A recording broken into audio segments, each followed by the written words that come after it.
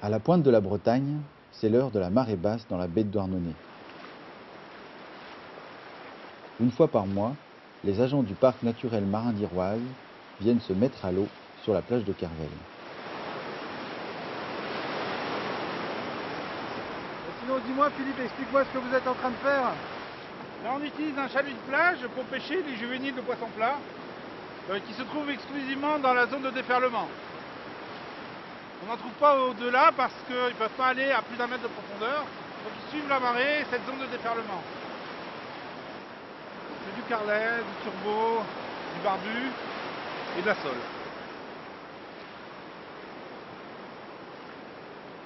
Ces jeunes poissons plats vivent ici car ils y trouvent leur nourriture, de tout petits crustacés qui nichent entre les grains de sable. Normalement, la pêche consiste à faire 2 traits de chalut de 20 minutes chacun. Mais les poissons ne sont pas les seuls à être piégés dans le filet. Ça tire, hein? Ça tire trop!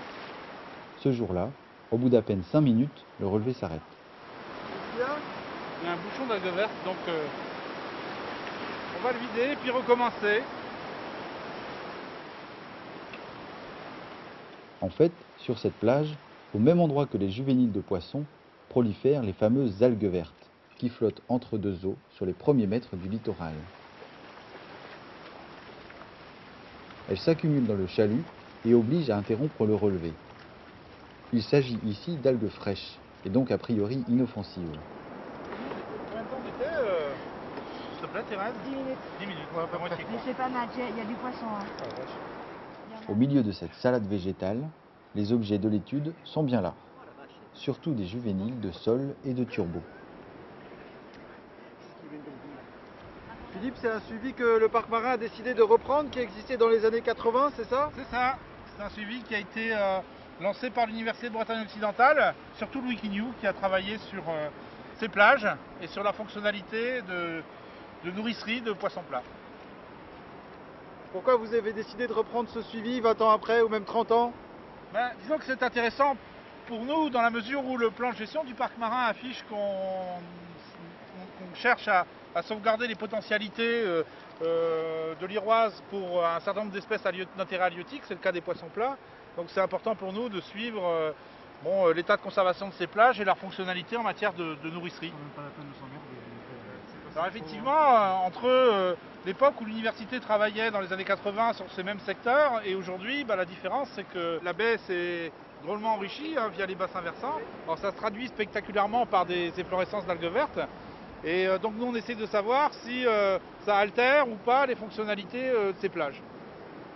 C'est ce qu'on appelle l'eutrophisation des eaux L'enrichissement, littorales. voilà, c'est ça, l'eutrophisation. Cette eutrophisation des eaux côtières est un mécanisme commencé il y a plusieurs décennies en Bretagne.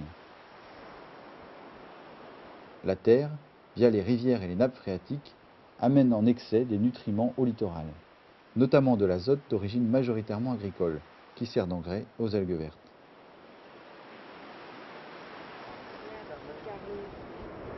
Carnet 45, 77. Après la pêche et le tri, chaque poisson est mesuré. 71. À terme, l'étude doit montrer si la croissance des juvéniles se déroule normalement ou si les algues vertes, en consommant l'oxygène présent au même endroit, nuisent à leur développement. C'est bon? Là on vient juste de commencer, c'est un travail qui doit idéalement s'étaler sur plusieurs années pour commencer à faire des tests statistiques par exemple. Mais vous avez vu tout à l'heure quand même qu'il reste quand même pas mal de poissons, les plages sont quand même bien vivantes. Hein. On dirait du sable fin, c'est des endroits où on fait de la planche à voile, etc. Mais c'est effectivement très vivant. C'est beaucoup de poissons plats dans la zone de déferlement. Un peu plus loin, il y a des poissons adultes.